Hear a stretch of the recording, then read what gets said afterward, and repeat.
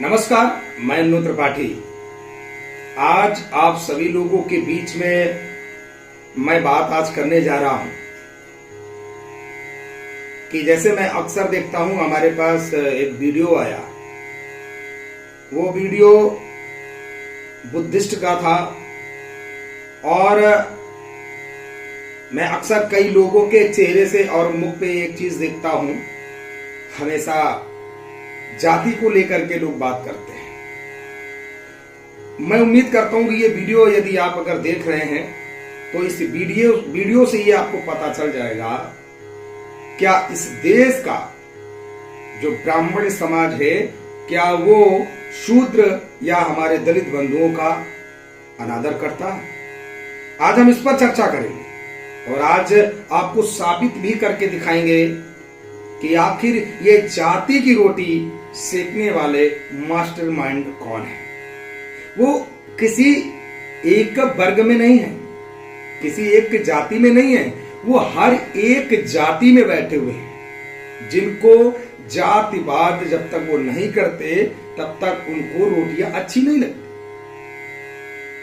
मैं एक वीडियो देख रहा था जो कि बिहार का है, जिसमें बुद्धिस्ट लोग बहुत सारे इकट्ठा हुए और जो ये कहते हैं कि ब्राह्मणों ने हमारा शोषण किया और ब्राह्मणों ने हमें पूजा करने का अधिकार नहीं दिया या हमें दर्जा प्राप्त नहीं हुआ।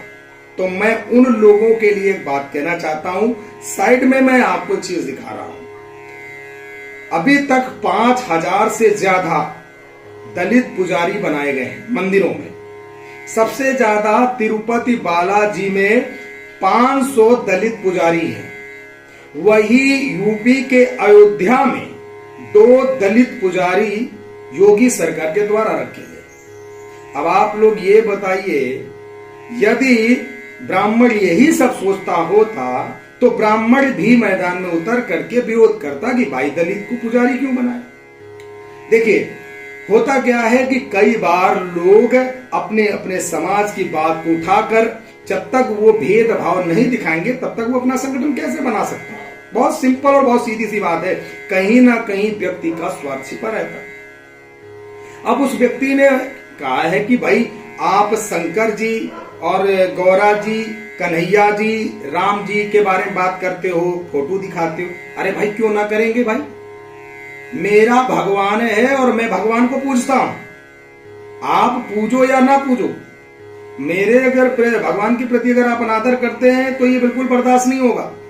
लेकिन आप अगर नहीं पूछते तो हमें कोई आपत्ति थोड़ी ना, पर अनादर भी मत करिए। यदि आप अपने ईश्वर को मानते हैं तो मैं अनादर करने वाला कौन होता हूं। आपको भी आजादी और मुझे भी है। मैं अपनी ईश्वर में आस्था रखता हूं। मैं जानता हूं कि ईश्वर आज पृथ्वी लोक पर है। अगर ईश्वर नहीं है तो आज ये सारे चमत्कार नहीं हो रहे होते। और फिर ईश्वर ने हम सबको बनाया है, हमने ईश्वर को नहीं। मैं देखता हूं कि लोग भाई किसी को भी भगवान बोलने लगते, किसी को भी भगवान समझ के पूजने लगते। ये सबसे बड़ा ढोंग धतूरा हमारे देश के अंदर है। अब एक चलंती बात कह रहा हूं, जैसे बहुत सारे लोग ऐसे लोग पड़े हैं जो कहते हैं कि अनु भैया आप हमारे भगवान जैसे। अरे मैं कोई भगवान हो गया? मैं एक इंसान हूं, मैं एक सेवक हूं। मैं हमेशा आपसे कहते आया हूं, मैं एक सेवक और एक दास बनकर आपकी सेवा करने के लिए आया हूं। मैं भगवान बनने के लिए नहीं आया हूं। तो इसी तरह से लोग अपनी अपनी आस्था देखते हैं कि किसी के अंदर क्या देख ले, क्या बोल दे, वो उनकी अपनी आस्था है। मुझे उससे कोई आपत्ति नहीं है। पर यहां पर जो बात ये कही गई ना कि भाई पूजा पाठ करने का अधिकार नहीं दिया जाता। देखो भाई, पहली बात तो एक चीज और समझ लो अच्छी तरह से,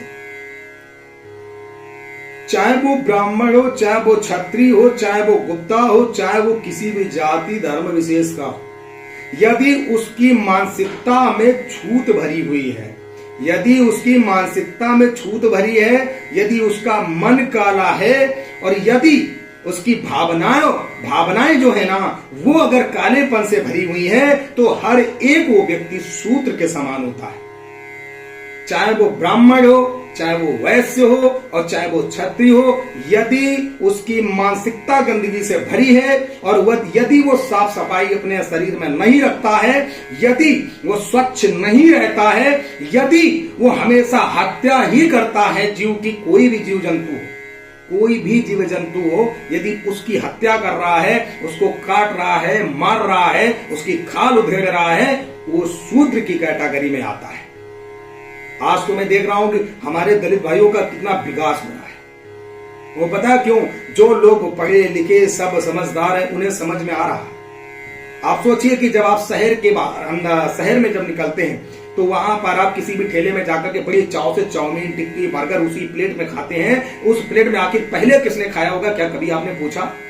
बफर सिस्टम शादी में लगता है, वहां पर आप जाकर के प्लेट उठा के खाना खाते हैं, तो क्या आप पूछते?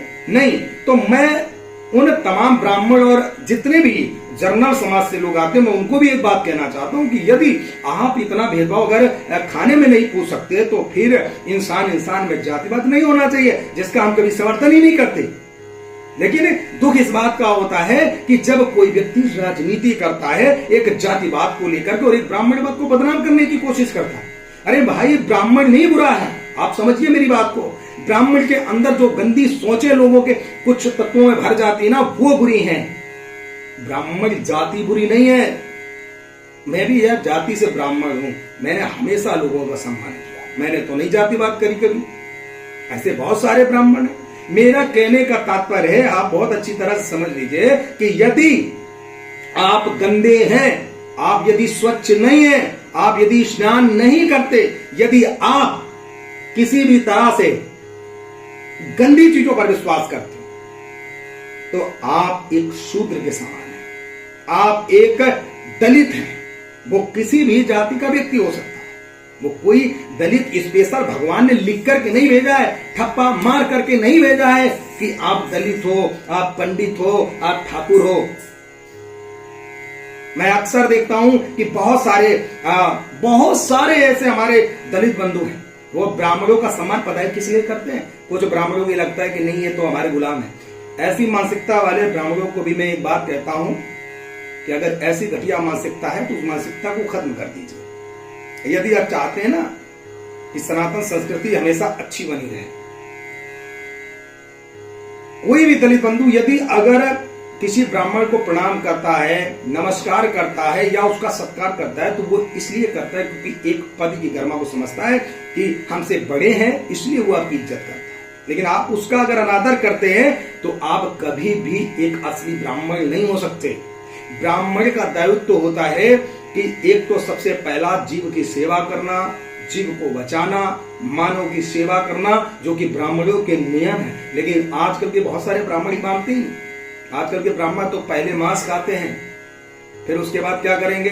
पाखंड करेंगे। तो ऐसा भी होता है। तो मैं ऐसे ब्राह्मणों को शूद्र समझता हूं कि भाई यदि आप के बताइए किस धर्मशास्त्र में लिखा है कि ब्राह्मण मांस खाएगा, ब्राह्मण मर्डर करेगा या ब्राह्मण किसी भी जानवर को काट के खा जाएगा? नहीं लिखा है ना। फिर भी आप खाते हैं तो आप भी एक शूद्र के समान हैं। शूद्र का मतलब आप समझिए, शूद्र क्यों बोले? पुराने जमाने में ये जाति प्रथा क्यों चलाई गई? शूद्र क्यों बोला गया? किस लिए बोला गया? क्योंकि उस समय पानी का इतना अभाव था कि लोग स्नान भी ज्यादा नहीं करा करते। बड़े बड़े भैया लोग रहा करते तो उनके यहाँ तालाब दुनिया के रहते थे, राजा महाराजों के यहाँ, उनको यहाँ स्नान होता रहता था। लेकिन जो गरीब तबके का व्यक्ति था उसके पास पानी तक नहीं होता था, तो मजबूरी में नहाता नहीं था। तो जब नहाता नहीं था तो शरीर से स्मेल आती थी और पूजा पाठ करने के योग्य नहीं रहते थे। तो इसलिए उस समय अनादर किया जाता है। तो उस समय को इस समय में आखिर क्यों जोड़ा जा रहा? आज वो समय है जब हमारे पास सारी चीजें हैं मौजूद। आज शहर के अंदर आप पता नहीं कर सकते कि कौन दलित, कौन शूद्र, कौन पंडित, कौन ठाकुर। तो फिर आखिर ये जाति के ठेकेदार कौन? ये ठेकेदारों पर लगाम लगनी चाहिए जो जाति प्रथा को बढ़ावा देने का काम करते हैं। अब बात करते हो बुद्ध भगवान की। अरे भैया, मैं बोल रहा हूं, अगर आप सच में एक बुद्धिस्ट हैं तो आप हमसे तर्क और वितर्क करिए। आके मैं आपसे सवाल पूछना चाहता हूं, क्या आप बुद्ध के चलाए, महात्मा बुद्ध के चलाए हुए नियम पे आप चल रहे हैं? 80% लोग नहीं चल रहे हैं, सिर्फ जाति की रोटी भगवान बुद्ध के नाम से सेक रहे हैं। हमारे पूजनीय बाबा भीमराव अंबेडकर साहब, जिनके बताए गए नियमों पर 80% लोग नहीं चल रहे हैं, लेकिन झंडा हमारे बाबा साहब का लेकर के उनकी छवि को खराब करने का काम कर रहे हैं, एक जाति प्रथा को बांट। अब एक बात बताइए, जब हमारे इतिहास में, जब हमारे धर्म और हमारे शास्त्रार्थ में यदि अगर उलटफेर हो सकता है, तो क्या बाबा साहब की लिखी हुई चीजों पर उलटफेर नहीं हो सकता? हो सकता है कि जाति प्रथा को आगे बढ़ाने के लिए आपके लिखी हुई चीजों को तख्ता पलट किया गया हो ताकि ये जीवन भर जाति प्रथा चलती रहे। क्या कभी आपने शोध किया कि बाबा भीमराव अंबेडकर साहब ने जो इस देश को दिया है, क्या वो दे सकता है या तो कोई दे सकता है? नहीं दे सकता है।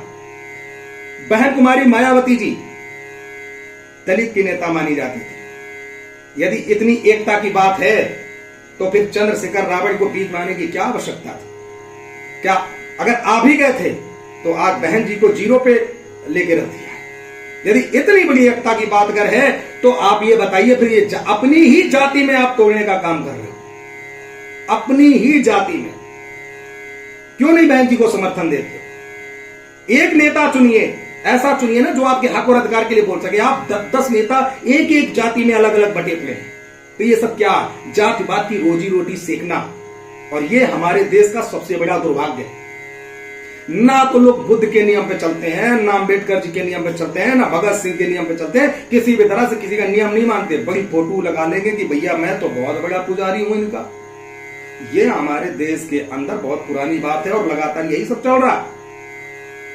मैं देखो बस एक चीज मानता हूं, यदि आपके अंदर मानवता है, मैं अपनी सोच की बात कर रहा हूं, यदि आपके अंदर मानवता, आप एक अच्छी इंसान हैं, आपके अंदर जातिवाद नहीं है तो आप हमारे हो। यदि आपके अंदर जातिवाद है तो हम आपसे नमस्कार करते हैं। क्यों?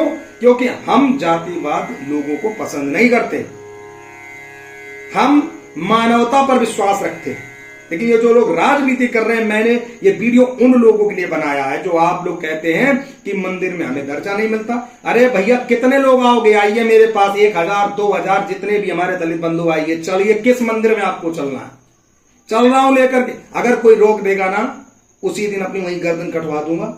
चलिए, ये जाति प्रथा बंद कर दीजिए, राजनीति है। पुराने जमाने में राजा महाराजा आप लोगों के साथ अत्याचार करते थे और बदनाम कर दिया ब्राह्मणों को। अरे भाई, ब्राह्मण क्यों आपका विरोध करेगा? यदि विरोध करना हो तो ऐसे बहुत सारे मुद्दे हैं जिस पर लोग आंदोलन करने लगेंगे। और दूसरी बात,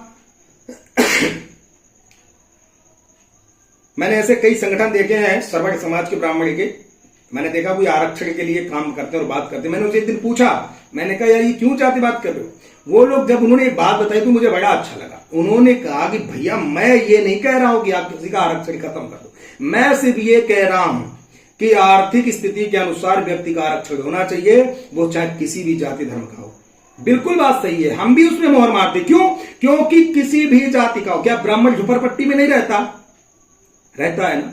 तो कहने का तात्पर्य यही है कि यदि कोई गरीब गुरबा व्यक्ति है, उसे आरक्षण की जरूरत है, उसे मिलना चाहिए। सरकारी जो भी सरकारी खजाना है वहां उस तक पहुंचना चाहिए। यहां पता क्या हो रहा है, चंद्रशेखर जैसे, मायावती जैसे लोग और बड़े बड़े नेता बनकर बैठे, उन लोगों को आरक्षण मिलता है। गरीब हमारा भाई मर रहा है। आप ये सोचिए, ऐसे बहुत सारे हमारे दलित भाई होंगे। आप बता दीजिए कि आपके घर में कितने सरकारी नौकर हैं। यदि अगर आरक्षण आपको फायदा मिल रहा है तो कितने सरकारी नौकर हैं, आप ही बता दीजिए। मैं मेरी तो छोड़ दीजिए, चलिए मैं हो सकता हूं आपकी नजर में, हो सकता ब्राह्मण हूं तो हो सकता है आपका मैं दुश्मन हूं, क्योंकि बहुत से लोग समझते हैं ना, ब्राह्मणों को दुश्मन समझते हैं। तो हो सकता है आप दुश्मन मुझे समझे। आप मुझे बताइए कि आपके घर में कितने नेता आपने बना दिए, आपने कितना उस आरक्षण से आपने आपको उभार लिया है, कितने आप करोड़पति बन गए। भाई जो आरक्षण है वो गरीबों तक नहीं पहुंच पा रहा है। पहुंच किसके पास पा रहा है? जिसके पास पावर है, पौवा है। फिर भी मैं इन सब टिप्पणियों पे बात नहीं करता। एक बात चलती आई तो मैं ये वीडियो बना रहा हूं। और आप अगर वीडियो से सहमत हैं तो लाइक करिएगा, नहीं सहमत हो तो अनलाइक करिएगा, कोई फर्क नहीं पड़ता। लेकिन सच को सच कहना चाहिए और मैंने आज आपसे कह दिया। हमको अगर जातिवाद को लेकर के अगर आप देख रहे हैं तो आप हमसे पहले दूर हो जाइए, क्योंकि हम न जातिवाद करते हैं और न हमें पसंद है।